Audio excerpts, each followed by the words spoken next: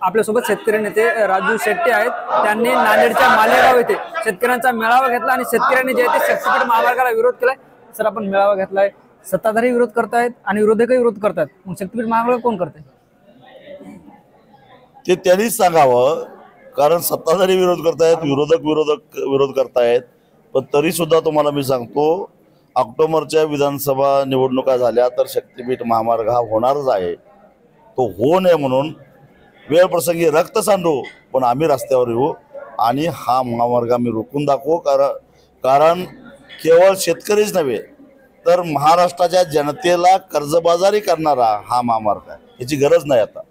पण सर, नागपूर पासून गोव्यापर्यंत जेवढे धार्मिक स्थळे आहेत त्या मार्गाला जोडले जात आहेत, असे एक सूर निघतोय। आता कोल्हापूर ते नागपूर जो राष्ट्रीय महामार्ग आहे तो अत्यंत प्रशस्त झालेला आहे आणि राष्ट्रीय महामार्ग प्राधिकरणाच्या अधिकाऱ्यांना जर तुम्ही विचारलं तर त्याच्यावर सुद्धा अपेक्षित असं महसूल गोळा होत नाही, टोल गोळा होत नाही। ओएसिस फर्टिलिटीच्या तज्ज्ञांनी IVF उपचार पद्धतीद्वारे 1 लाखांहून अधिक जोडप्यांना मातृत्व प्राप्तीचा आनंद दिला आहे। मोफत अपॉइंटमेंट बुक करण्यासाठी आजच संपर्क साधा। एका टोलवर किमान 40 लाख रुपये कलेक्शन दररोज व्हायला पाहिजे, तिथं 7 ते 8 लाख रुपये व्हायला लागले। असं असताना दुसरा महामार्ग तयार करायची गरजच काय? तुम्ही भाषणात बोलताना असे पाहिले की हा धार्मिक शक्तीस्थळांना जोडण्यासाठी नाही तर गोव्याला जाण्यासाठी मार्ग आहे, असं तेच म्हणतायत। गोव्याला कुठलं धार्मिक स्थळ आहे आणि भाविक कशाला गोव्याला निघालेला आहे, मला कळालं नाही अजून। तर तुम्ही असंही माहित की समृद्धी महामार्गामुळे आमदाराचा रेट 50 कोटी निघालाय, मग हे शक्तीपीठ महामार्गातून काय करतील आवड?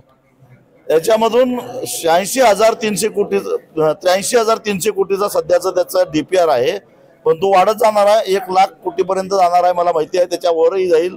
सुपरमा काढायची पद्धत महाराष्ट्रात काय नवीन आहे, तेव्हा एवढं सगळं करून त्याच्यामध्ये जमिनी खरेदी करण्यापासून ते जंक्शन डेव्हलप करण्यापासून ते पेट्रोल पंप उभा करणं, फूड माल उभा करणं, याच्यामध्ये मोठा देवाणघेवाण होणार आहे। त्याच्यामध्ये प्रचंड पैसा उभा राहणार आहे आणि त्या पैशावर राजकीय पक्षाच्या नेत्यांचा डोळा आहे। साहेब, लोकसभेला बघितलं तर आपल्याला अपयश मिळालं, आता विधानसभेला काय भूमिका असणार? विधानसभेचा आम्ही निवडणुका लढवायचा निर्णय घेतलेला आहे। बारामतीची कार्यकारिणी झालेली आहे, पण किती जागावर लढायचं आणि आघाडी करून लढायचं की स्वतंत्र लढायचा याचा निर्णय आम्ही लवकरच घेऊ। शेवटचा प्रश्न, रविकांत तुपकर संघटनेत आहेत पण कुठेतरी दुरावा पाहायला मिळतो तुमच्या, त्यांनाच विचारा, मला माहित नाही नेमकं काय। जोपर्यंत ते बिल्ला लावतात तोपर्यंत आम्ही आमचे समजू। हे होते शेतकरी नेते राजू शेट्टी। ज्ञानेश्वर लोंढे, TVN मराठी, मालेगाव, नांदेड।